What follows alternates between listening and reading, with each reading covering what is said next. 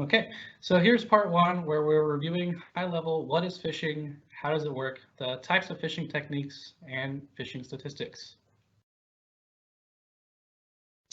So what is phishing? By definition, it's an attack on individuals in an attempt to steal sensitive information through emails, websites, text messages, or other forms of electronic communication that often look like official communication from like a legitimate company or individual. The information these cyber criminals attempt to steal can be like usernames, passwords, credit cards, bank account information, or other credentials. Attackers then use this information for malicious purposes, such as hacking, identity theft, stealing money from bank accounts or credit cards, and in some cases, it's even sold in cyber criminal underground marketplaces. So how does it work? Well, phishing attacks often use social engineering, bait, or lure content. For organization, a successful phishing attack typically entails discovery and planning by collecting what information is available publicly, such as on a company website, social media, or even domain records such as SPF and MX. This may allow a cyber criminal to articulate the naming scheme in an organization for user accounts, high-ranking officials, what email security solutions being utilized, or even what vendors are being used internally. A cyber criminal will then move to trial and error, where they begin to determine what users may expect on a day-to-day, as well as monitor the results of their fraudulent emails. Most commonly, it's legitimate-looking communication, usually email, that links to a phishing site that mimics sign-in pages that require users to input login credentials and/or account information. The phishing site then captures the sensitive information as soon as the user provides it, giving attackers access to this information. Once they have garnered any level of access, they will use this to either initiate an attack or gather additional information to create an even more devised attack.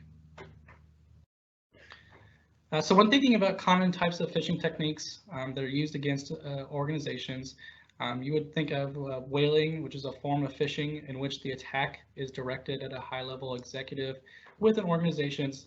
The content could be written as a legal subpoena or customer complaints or other executive issues. Then you also would see impersonation, which is where a cyber criminal may attempt to create an email that looks like it's being sent from the CEO, CFO, or other important people in the organization, and request for a specific task to be performed or access to a specific document. In addition to this, you also have to consider spear phishing. One common question I'm asked is, what is the difference between spear phishing and phishing? Spear phishing is a targeted phishing attack involving highly customized lure content towards a specific organization.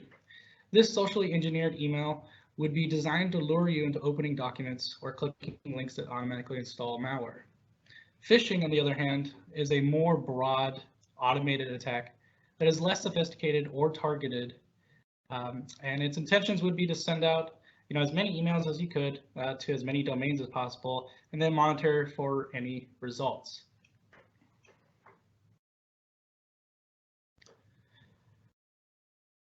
So reviewing from Verizon's 2019 Data Breach Investigations Report, and for those who don't know what this is an annual analysis of security events impacting organizations around the globe.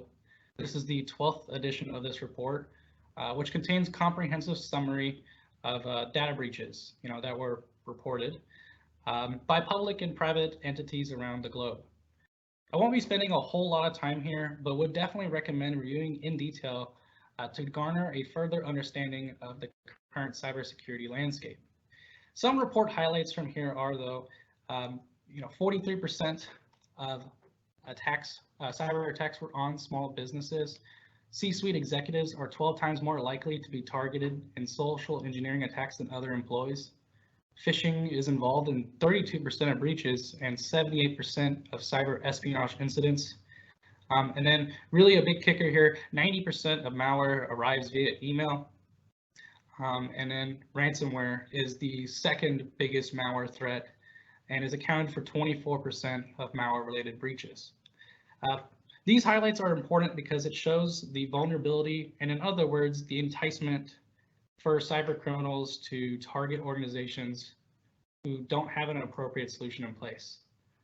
The solutions that we are discussing today are solutions that provide protection against this as well as phishing overall. So with that, we conclude part 1 of this webinar. We reviewed what phishing is, how it works, the types of phishing, and some phishing statistics.